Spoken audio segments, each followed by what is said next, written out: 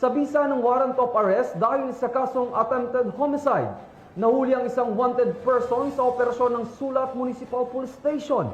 Ang buong detalye ng report ay mula kay Patrolwoman Cristel Palafox. Nahuli ng mga otoridad ang isang lalaking wanted person na may kasong attempted homicide sa Barangay Santo Tomas, Sulat, Eastern Samar. Naresto ang akusado bandang alas 10:30 ng umaga ng mga tauhan ng Sulat Municipal Police Station kasama ang Eastern Samar Provincial Intelligence Unit, 801st Maneuver Company, Regional Mobile Force Battalion 8 at Regional Intelligence Division, Regional Special Operations Unit 8. Sa bisa ng warrant of arrest para sa kasong attempted homicide na may nirekomendang piyansa na 36,000 pesos para sa pansamantalang kalayaan. Dinala ang akusado sa Sulat MPS para sa kaukulang dokumentasyon at tamang disposisyon. Ang operasyon ay naging matagumpay sa pakikipagtulungan ng mamamayan upang mapaigting ang kampanya kontra kriminalidad para mapanagot ang mga taong may sala sa batas at mapanatiling ligtas ang komunidad tungo sa bagong Pilipinas.